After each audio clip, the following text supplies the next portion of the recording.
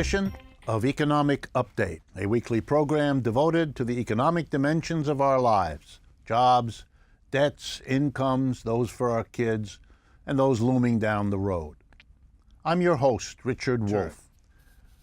A week ago, the Census Department here in the United States issued a report that got a lot of publicity because it pointed out that over the last 2 years, the level of poverty in the United States has gone down, even though for the last 20 or 30 years it hasn't had that kind of experience, that we have had a rise in the average or median income level of American families, again, noteworthy because the previous 30 or 40 years have seen stagnation at best and decline at worst.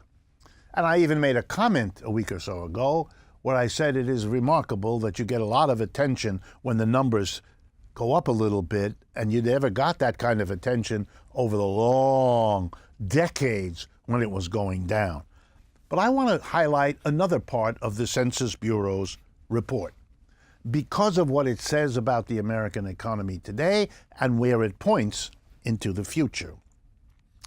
This has to do with children in poverty, because while the poverty rate went down a little bit for most, but not all Americans, the child poverty rates in this country are so extreme that they need to be understood, and the implications of them need to be understood.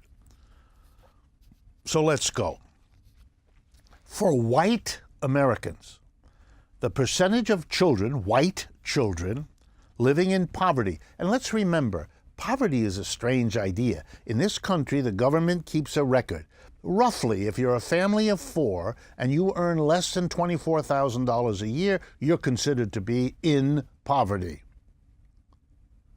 Of course, if you make $25,000 a year and you live in most American cities and you're a family of 4, you've got a hard row to hoe.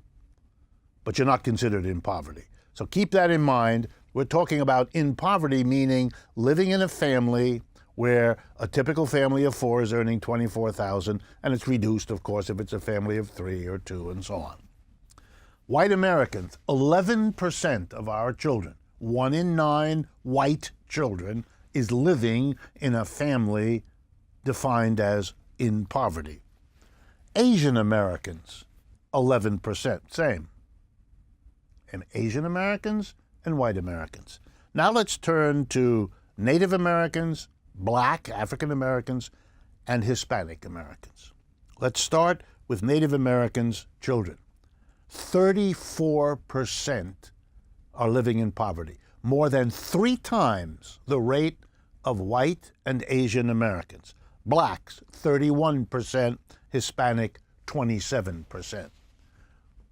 Besides these numbers showing a disparity between the poverty endured by children of color, excepting Asian Americans, and whites, besides the jarring implications of all of this for racial justice, for equality, for any notion of justice, let's remember, I'm talking here, and I did this deliberately, about children. So the option of blaming the child for the poverty it lives in is really not available, since the children didn't choose where to be born, to whom to be born, under what conditions to be born. Children were born into poverty, and massively more so among African American, Hispanic American, and Native Americans. Every study that I know indicates that the prospects for those kids doing well in school, doing well in their social adjustments, getting the motivation, getting the time, having the safety, having the supports to make it in life, the odds are much lower because of the poverty into which they are born through no fault of their own.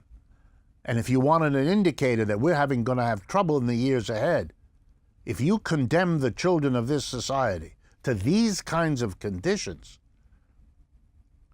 you are guaranteeing problems galore in the years ahead. This kind of an inequality and this kind of a level of poverty demand a massive intervention of resources and people to once and for all break this pattern. Otherwise, we will continue to see the results of an inequality this stark, imposed from the earliest years of a human being's life in the United States.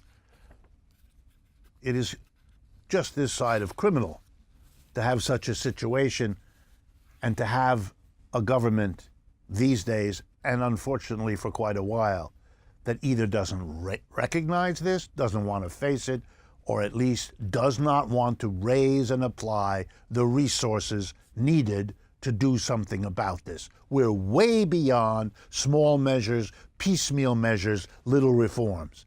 This kind of an imbalance, of an inequality, and of a level of denial to innocent children is something that has to be addressed massively, or else you don't solve it.